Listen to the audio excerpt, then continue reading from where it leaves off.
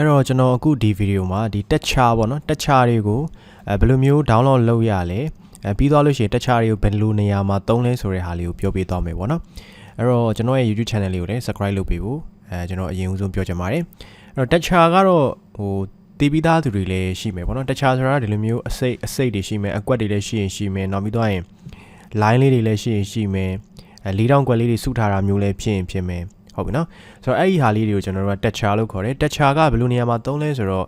့ကျွန်တော် design ဆွဲတဲ့အခါမှာသုံးပါတယ်တော်တော်များများတော့ texture ကိုအရင်တော့မသုံးမဲနေတာမျိုးလည်းရှိမယ်ပေါ့နော်အဲ့တော့ graphic design ဒီ graphic design ဘိုင်းကိုလေ့လာထားတဲ့သူဆိုလို့ရှိရင်တော့ texture ရဲ့သဘောတရားကိုကောင်းကောင်းသိတယ်လို့ texture ကိုဘယ်လိုနေရာမှာသုံးရမလဲဆိုတာပါသေချာသိတယ်အဲ့တော့ကြောင့်texture ကိုတော်တော်များများသုံးကြတယ်ပေါ့နော်အဲ့တော့ texture ကအဓိကကျွန်တော် design တစ်ခုမှာ space ပေါ့နော်နေရာလွတ်တွေကိုကျွန်တော်တို့ပြည့်သွားအောင်ခန်းစားစေချင်တယ်ဆိုရင် texture design လေးတွေထည့်ပေးလို့ရတယ်အဲ့တော့အဓိကတော့ကိုကvisiting card ပေါ့နော်ဒီလိပ်စာကတ် design ဆွဲတာမျိုးပဲဖြစ်တခြား flyer design ပဲဖြစ်တခြားဘယ် design ပဲဆွဲပေါ့နော်ကိုထည့်တဲ့စာတွေကနည်းနေတဲ့အခါမျိုးမှာဒီနေရာလွတ်ကြီးတွေကကိုယူထားတဲ့ file မှာနေရာလွတ်တွေအများကြီးရှိနေ design ကြီးကြည့်မကောင်းဘူးပေါ့နော်အဲ့တော့အဲ့လိုမျိုးလွတ်နေတဲ့နေရာတွေကိုဖြည့်ကျင်လို့ရှိရင်တခြားနည်းလမ်းတွေလည်းရှိတယ်texture ဖြည့်လည်းရတယ်တခြားဖြည့်လို့ရတဲ့အရာတွေလည်းအများကြီးရှိတယ်ပေါ့နော်အဲ့တော့ဒီမှာတော့ကျွန်တော် texture နဲ့ပတ်သက်ပြီးတော့ပဲပြောပြသွားမယ်အဲ့တော့ texture ဖြည့်လိုက်လို့ရှိရင်ကိုယ့်ရဲ့ design ကစာဘလောက်ပဲနည်းစေအောင်တော့ကျွန်တော် texture ပါသွားတာဖြစ်တဲ့အတွက်အဲ့ဒီ space နေရာလွတ်တွေကကျက်သွားတယ်လို့ခံစားသွားရတယ်ပေါ့နော်အဲ့ဒါကြောင့်ကျွန်တော်တို့ texture တွေကိုကိုယ့်ရဲ့ design မှာနေရာလွတ်တအားရှိနေ texture လေးတွေခံပေးလို့ရတယ်မပါတာနဲ့ပါတာနဲ့ကတော်တော်ကြီးကိုကွာပါတယ်အဲ့တော့ texture ကတော့မျိုးစုံရှိတယ်ပေါ့နော်ကိုသွားခြင်းတဲ့ texture လေးတွေကိုရိုက်ပြီးတော့ရှာလို့ရတယ်ဒီမှာတော့ texture ဆိုပြီးတော့ Google မှာပဲရိုက်ရှာလိုက်ပါအဲ့တော့ဒါလေးတွေကို copy ယူပြီးတော့သုံးလို့ရတယ်ပေါ့နော် texture ကတော့တချို့ကြတော့လည်းကျွန်တော်တိုက်ရိုက်ယူသုံးတာရှိတယ်တိုက်ရိုက်ယူသုံးတယ်ဆိုတာက Photoshop ထဲမှာဒီကောင်တိုက်ရိုက်စေပြီးတော့တခါလေးတန်းပြီးထည့်လိုက်တဲ့ပုံစံမျိုးလေးသုံးလို့ရတယ်ဒါမှမဟုတ်လို့ရှိရင်ကျွန်တော် Photoshop ထဲမှာက blending mode လေးတွေကစားပြီးတော့ထည့်လို့ရတာရှိတယ်တိုက်ရိုက်မဟုတ်ဘဲနဲ့ဒီပုံမှာရှိတဲ့ဒီ blending mode ပေါ့နော် blending mode လေးတွေကိုကစားပြီးတော့ထည့်ပေးတယ်တချို့ကြတော့လည်းဒီမှာ opacity တွေ fade တွေ short ပြီးတော့သုံးရတာမျိုးလည်းရှိတယ်ပေါ့နော်အဲ့တော့ကျွန်တော်ဒီမှာနောက်ခံပုံကြီးကိုကျွန်တော်ဖျောက်လိုက်မယ်ဒါဆိုလို့ရှိရင်နေရာလွတ်တွေကများနေတယ်လို့ခံစားရတယ်ပေါ့နော်အဲ့လိုအခြေအနေမျိုးမှာ texture ထည့်လိုက်လို့ရှိရင်ဒီ design ကကြစ်လေးဖြစ်သွားတဲ့ပုံစံမျိုးကျွန်တော်ခံစားရလိမ့်မယ်အဲ့တော့ကျွန်တော်ဒီမှာ texture ထည့်ပြမယ် texture ကိုတော့ကျွန်တော် black ပေါ့နော် black texture ဆိုပြီးတော့ရှာကြည့်လိုက်မယ် black texture ပြီး gray texture စသဖြင့်ကျွန်တော်တို့ရှာလို့ရပါတယ်ဒါတော့ကိုယ်အဆင်ပြေတဲ့ design design texture လေးတွေကိုကျွန်တော်တို့ရှာပြီးတော့ထည့်ပေးလို့ရပါတယ်smoke texture တို့ဘာလို့အဲ့ဒါတွေလည်းရှာလို့ရတယ်ဒီလိုမျိုးတွေပေါ့နော်ကျွန်တော်ကတော့ဆောနာက black texture ကိုပဲသုံးကြည့်မယ်ဒါမှမဟုတ်လဲ gray ပေါ့နော်ကျွန်တော်က background gray သုံးထားတာဆိုတော့ gray texture တစ်ချက်ရှာကြည့်မယ်အဲ့တော့ဒီလိုအစင်းလေးတွေပဲသုံးမလားဒီလိုမျိုးဟိုချစ်ဒီချစ်လေးတွေပဲသုံးမလားเนาะအဲ့ဒါလေးတွေကိုကျွန်တော်ရွေးပေးမယ်ပေါ့နော်ဆိုတော့ဒါလေးကျွန်တော်တစ်ချက်ထည့်ပြမယ်အကြမ်းလေးပေါ့အဲ့တော့ဒီပုံကိုနှိပ်ပြီးသွားရင်ကြည်သွားအောင်ဆောင်းပါပြီးသွားရင်သူ့ကိုတိုက်ရိုက်ယူသုံးမယ်ဆိုရင် right click copy image ကိုနှိပ်ပြီးတော့ Photoshop ထဲမှာကို texture ထဲမဲ့ file ထဲမှာသွားပြီးတော့ paste ချပေးလိုက်ပါ control နဲ့ V နဲ့ပေါ့နော်အဲ့တော့ control နဲ့ V နဲ့ paste ချလိုက်လို့ရှိရင်ဒီထဲကိုရောက်လာလိမ့်မယ်အဲ့တော့တစ်ခါမရရင်နှစ်ခါလောက် copy လုပ်ပြီးတော့ဒီမှာ paste ပြန်ချကြည့်ပါအဲ့တော့မရရင်တော့ save ပေါ့ဗျာဒီကောင် save images နဲ့ကျွန်တော်တို့ desktop မှာဖြစ် save လိုက်ပါပုံမှန်တော့ရတယ်ဗျာကျွန်တော် recording ဖမ်းနေတော့ဆက်ကလေးနေတာလားမသိအဲ့ desktop မှာကျွန်တော် save လုပ်လိုက်ပြီး JPG file တွေကိုပဲ save ပါနော် PNG တွေလည်းသုံးလို့ရပါတယ်တချို့ PNG က PNG စစ်မဟုတ်ကျွန်တော် background ကြီးပြန်ထွင်ရလိမ့်မယ်အဲ့တော့ဘယ်ရောက်သွားလဲဆိုတော့ဒီမှာပေါ့နော်သူ့ကိုကျွန်တော်ဓာတ်ရိုက်ပဲဆွဲထည့်လိုက်မယ်ဆွဲထည့်ပြီးသွားရင်သူ့ကိုဓာတ်ရိုက်သုံးကြည့်မယ်ဓာတ်ရိုက် opacity မလျှော့ဘဲနဲ့ကျွန်တော်တစ်ချက်သုံးကြည့်မယ်ပေါ့နော်အစင်မပြေရင်တော့ကျွန်တော်ဘာလုပ်မလဲဆိုတော့ opacity တွေဘာတွေ short ကြည့်မယ်ပေါ့သူ့အောက်ဆုံးကိုကျွန်တော်ပို့လိုက်မယ်ပို့ပြီးတော့သူ့ကိုကျွန်တော်ဆွဲပြီးတော့ချဲလိုက်ပါမယ်နည်းလေးကျွန်တော်သူ့ကို control L ပေါ့နော် control L နှိပ်ပြီးတော့ level ခေါ်မယ်အဲ့တော့ဓာတ်ရိုက်ပြစ်ထည့်လိုက်တဲ့ဒီ file တွေကဒီမှာ smart object အနေနဲ့ဝင်သွားတယ်ပေါ့နော် smart object ရဲ့သဘောကသူ့ကို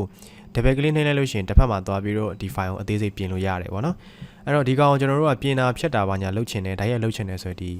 smart object ကိုရိုးရိုး pixel layer ဖြစ်ကျွန်တော်ပြောင်းပေးရတယ်အဲ့တော့သူ့ရဲ့ layer ပေါ် right click ထောက်ပြီးတော့အဲ့မှာ raster layer လုပ်ပလိုက်ပေါ့နော် raster layer လုပ်ပလိုက်လို့ရှိရင်တော့ဘာဖြစ်သွားလဲဆိုတော့ pixel layer ဖြစ်သွားရင်ဒီပုံဖြတ်တာပါညာအဲ့လိုမျိုးလုပ်လို့ရသွားပြီအလင်းမောင်တွေပါလေချိန်လို့ရသွားပြီအဲ့တော့ကျွန်တော် control L နှိပ်ပြီးတော့ level ခေါ်လိုက်မယ်သူနည်းနည်းလေးအမောင်ချကြည့်လိုက်မယ်ပေါ့နော်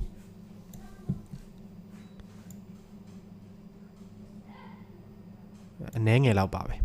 okay အဲ့တော့ဒီလိုမျိုးဖြစ်သွားပြီပေါ့နော်အဲ့တော့သူ့ကိုဓာတ်ရိုက်မသုံးရင် obviously show လို့ရတယ်တကယ်လို့အောက်မှာ background တစ်ခုခုထည့်ထားတယ်ဆိုလို့ရှိရင်ကျွန်တော်တို့ကဘာထပ်ပြီးကစားလို့ရလဲဆိုတော့ဒီမှာ blending mode တွေကစားပေးလို့ရတယ် multiply တို့နောက်ပြီးတော့ screen တို့ overlay တို့ soft light တို့ hue တို့ color တို့စသဖြင့်သွားလို့ရတယ်အဲ့တော့အဲ့ဒါကတော့အောက်မှာတခြား background color တစ်ခုခုရှိမယ်ဆိုရင်ဒီ texture လေးတွေထည့်ပေးလို့ရတယ်ပေါ့နော်အဲ့တော့ကျွန်တော်ဒီမှာဒီစာလေးပေါ့နော်ဒီစာလေးကိုကျွန်တော်က smart object ပြောင်းထားတယ် smart object ရဲ့သဘောတရားကဒီ smart object icon လေးကို double click နှိပ်လိုက်လို့ရှိရင်သူကတစ်ဖက်မှာဒီ file လေးပြန်ပွင့်လာအောင်နော်တီးတက်ခွဲပြီးတော့အလုပ်လုပ်တာပေါ့ဒါလေးကိုကျွန်တော် stroke ကိုအဖြူရောင်ပြန်ကုတ်ကြည့်မယ်ပေါ့နော်အဲ့တော့ stroke မှာအဖြူထားပြီးတော့ okay နှိပ်မယ်ပြီးသွားရင်သူ့ကိုကျွန်တော် face shot တာ face ပြန်တင်ပြီးတော့ဒီမှာတော့ okay ထားပါတော့ဒီຢာလေးထားကြည့်လိုက်မယ်နော်အဲ့တော့ပြီးသွားရင် control s လေးနှိပ်မယ်ဒါဆိုဒီ file ကိုဆေးလိုက်ပြီဆိုတော့ねဟိုဘက်မှာပြောင်းသွားလိမ့်မယ်ဒီလိုလေးဖြစ်သွား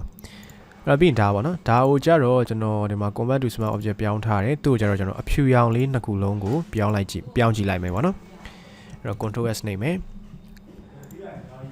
okay ဒါဆိုပေါ်သွားပြီပေါ့နော်ပေါ်သွားပြီဆိုတော့ဒီ line လေးလည်းကျွန်တော်တို့လုတ်ပေးတင်တယ်ဒီအောက်ကစာလေးတွေပေါ့နော်အကုန်လုံးအဖြူတွေပါကျွန်တော်လိုက်ထည့်ကြည့်လိုက်မယ်အဲ့တော့ဒါဆိုရင်ဒီ texture မပါတဲ့ဟာနဲ့ပါတဲ့ဟာဘယ်ဟာပိုကြည့်ကောင်းတယ်လို့ထင်လဲပေါ့နော်အဲ့တော့ဒီဟာကြီးကပြောင်းကြီးပေါ့နော်တခုခုအောက်မှာလွတ်နေတယ်ဘာညာအဲ့လိုမျိုးခံစားရလိမ့်မယ် texture ထည့်လိုက်တဲ့အခါကျတော့ကိုယ့်ရဲ့ design ကကြက်လဲကြက်သွားတယ်ပြီးသွားလို့ရှိရင် space နေရာလွတ်တွေကိုဒီလို texture ရဲ့ဒီအစအနာလေးတွေကဖြည့်လိုက်တဲ့ပုံစံဖြစ်သွားတဲ့အတွက်ကိုယ် design ကစာနေတယ်ဆိုပေမဲ့လည်း texture ပါတယ်ဆိုလို့ရှိရင်ကြည့်ကောင်းပါတယ်ဟုတ်ပြီနော် texture ကဒီလိုမျိုးတိုက်ရိုက် Google ကနေယူသုံးလိုက်ရတယ်နောက်ပြီးသွားလို့ရှိရင် free pit website လေး FREPINK ဆိုပြီးတော့ရိုက်ရှာလိုက်ပါနော် freepit.com နဲ့မှာသွားပြီးတော့အဲ website ထဲမှာကျွန်တော်တို့ Facebook account နဲ့ပဲဖြစ်စေ Gmail account နဲ့ပဲဖြစ်စေဘာသာလုပ်မလဲဆိုတော့ account ဝင်ထားလိုက်ပါနော် account ဝင်ထားလိုက်လို့ရှိရင်တနေ့ကို10ခုလောက်တော့ဒါ download free download လုပ်လို့ရတယ်ပေါ့နော်ဒီထဲမှာ mock design တွေလည်းရှိတယ်တခြား file တွေလည်းအများကြီးရှိတယ် file တွေလည်းယူလို့ရတယ်ဆိုတော့အဲ့မှာ texture ဆိုပြီးတော့ပဲကျွန်တော်ရိုက်ရှာကြည့်မယ် okay ဒီမှာဒါလေးတွေပေါ့နော်အဲ့တေ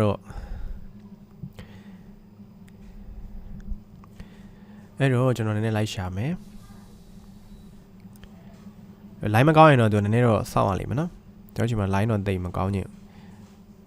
ဒီလိုဟာမျိုးတွေပေါ့နော်ဒီမှာတရဖူပုံလေးလင်းနေတဲ့ဟာက premium ပေါ့ဒါတော့ premium ဆိုတာကပတ်စံပေးပြီးတော့ဝယ်မှပဲရမယ်အနေထားပေါ့နော်အဲ့တော့ကျွန်တော်ဒါလေး down ကြည့်မယ် okay download လုပ်မယ် free download နော် free download ကိုနှိပ်ပါအဲ့ဒါဆို download ဖြစ်သွားလိမ့်မယ်တနေ့ကို10ခုပဲ download လုပ်လို့ရတယ် premium ဝယ်သုံးရင်တော့1လစာတို့2လစာတို့ဆိုရင်တော့စိတ်ကြိုက်ယူပေါ့နော်အဲ့လိုမျိုးရှိတယ်ဒါတော့ကျွန်တော် JPG file ပေါ့နော်ဒါကတော့ဘလုံးဝအကြည့်ရတယ်အဲ့တော့ Google မှာရှာတဲ့ပုံတွေရှာတဲ့အခါမှာလည်းကျွန်တော်အခုလိုမျိုးရှာပြီးသွားရင်ကိုကကြီးကြီးလင်းလင်း HD လုံးဝ quality ကောင်းတဲ့ဟာကိုလိုချင်တယ်မှာ tools ကိုနှိပ်နော်ကိုလိုချင်တဲ့ဟာတခုကိုဒီမှာရိုက်ပြီးတော့အရင်ရှာပြီးသွားရင်ဒီ browser ရဲ့ဒီနားမှာ tools ရှိတယ် tools ထဲမှာ size ကို large ထားပြီပေါ့နော်အဲ့ဒါဆိုလို့ရှိရင်လုံးဝ quality ဒီအမြင့်နေပေါ့အမြင့်နေ file အကြီးတွေရလိမ့်မယ် resolution ကောင်းတဲ့ဟာတွေရလိမ့်မယ်ပေါ့နော်အဲ့ဒါလည်းကျွန်တော် copy image လုပ်ပြီးတော့ဒီမှာလာထည့်ကြည့်အောင် control V နဲ့ဒီကောင်းတော့ရရနော်ဆောနာပုံကတော့ဘာလို့လဲတော့မသိအဲ့ဒါကိုအောက်ကို switch ချပြီးတော့ကျွန်တော်ဒီကောင်ကို switch ချကြည့်မယ်ဒါတော့နည်းနည်းဟိုလွတ်နေတယ်လို့ခံစားနေရတော့မယ်ဘာလို့လဲ texture လေးတွေကတေးလို့နော်တေးလို့ဒီဆောနာပထမဆုံးထည့်ခဲ့တဲ့ design ကတော့လုံးဝအဆင်ပြေရနော် texture နဲ့ဒီ space နေရာလွတ်တွေကိုပြည့်နေတယ်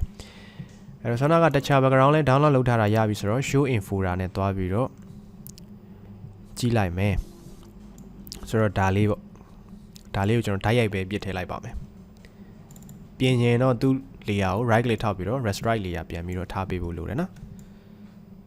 okay ဒီလိုလေးပေါ့ဒါဆိုရင်ကျွန်တော်ဒီစာကတော့ပျောက်သွားပြီအဲ့တော့ပျောက်သွားပြီဆိုတော့သူ့ခဏလေး lock ခတ်လိုက်မယ်နေရာရွေးမှာဆိုလို့ဒီ layer ကိုကျွန်တော်ကဒီမှာ convert to smart object icon လေးကိုနှိပ်ပြီးတော့တစ်ဖက်ကိုသွားမယ်ပြီးတော့အနက်ရောင်ပြန်ထားကြည့်မယ် control s နှိပ်လိုက်မယ်ပြီးသူပြန်ပေးလိုက်မယ်ဒီလိုမျိုးလေးရသွားပြီပေါ့နော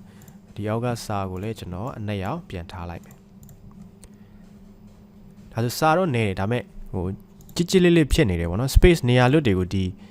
texture ကဖြည့်သွားတာဖြစ်တဲ့ design ကတော်တော်လေးအဆင်ပြေသွားပြီဟုတ်ပြီနော်အဲ့တော့ texture ကိုလည်း download ယူတတ်မယ်လို့ထင်ပါတယ်အရင်မခက်ပါဘူးအကုန်လုံး Google မှာပဲတိုက်ရိုက်ယူပြီးတော့ copy paste လုပ်ပြီးတော့သုံးလို့ရတယ်ပေါ့နော်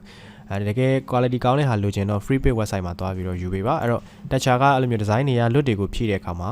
ဒါလေးတွေခံသုံးမိလို့ရတယ်ဒါတော့ကျွန်တော်တိုက်ရိုက်သုံးပြတာပေါ့နော်တကယ်လို့အောက်မှာ background color တစ်ခုခုရှိနေမယ်ဆိုရင် ဒီ texture background ကိုကျွန်တော်တို့ကဒီ blending mode တွေကစားပေးလို့ရတယ်ပေါ့နော်အခုထားပါတော့ကျွန်တော်အောက်မှာဒီအနိုင်အောင် texture တခုရှိရနော်ဒါလည်းကျွန်တော်သုံးနေတယ်ဆိုရင်ဘာလို့မလဲဆိုတော့ဒီမှာ blending mode လေးတွေကစားကြည့်ဒီမှာ multiply ပြီးတော့ရင်တခြား blending mode လေးတွေပေါ့နော်ကစားပေးကြည့်လို့ရပါတယ်ဒါဆိုပါတော့ပါတယ်ရေးလေးပေါ့ multiply ကျွန်တော်ထားကြည့်မယ် multiply ထားပါနော်multiply ကမပါလို့ရှိရင် color band okay ဒီ style ကြိုက်တယ်ဆိုရင်ဓာတ်ရိုက်မဟုတ်ဘဲနဲ့ကျွန်တော် fade လေးနဲ့ short တော့တခြားနှစ်ခုပါသွားတယ်ဒီကလို့ဒီကောင်ကြီးကအယောင်ပါတာမကြိုက်ရင် black and white ပြောင်းပလိုက်ပေါ့အဲ့တော့သူ့ကို right လေးထောက်ပြီးတော့ restrict လေးပြောင်းပြီးတော့ control shift ဖိထားပြီး u ကိုနှိပ်လိုက်အဲ့ဒါဆိုရင် black and white ဖြစ်သွားပို့ပြီးတော့ net သွားရတယ်လားနော် okay ဒါတခြားနှစ်ခုကျွန်တော်သုံးပြထားတာဆိုတော့ဒီဟာကပြန်ပြီးတော့ဘာလုပ်ဖို့လိုလဲဆိုတော့အဖြူပြန်ပြောင်းဖို့လိုတယ်ပေါ်သွားအောင်လေဆိုတော့အဲ့လိုမျိုး like ကစားပေးရမှာပေါ့နော်အဲ့တော့ texture ကိုသိသွားပြီဆိုရင်ကိုဆွဲတဲ့ design တွေမှာနေရာလွတ်တွေတအားဖြစ်နေ texture လေးတွေခံပြီးတော့သုံးကြည့်ပါနော်အဲ့တော့အဆင်ပြေလောက်မယ်လို့လည်းထင်ပါတယ် okay ဆိုတော့ကျွန်တော်နောက် video တွေမှာပြန်ပြီးတော့တွေ့ပါမယ်စမ်းကြည့်ပါနော်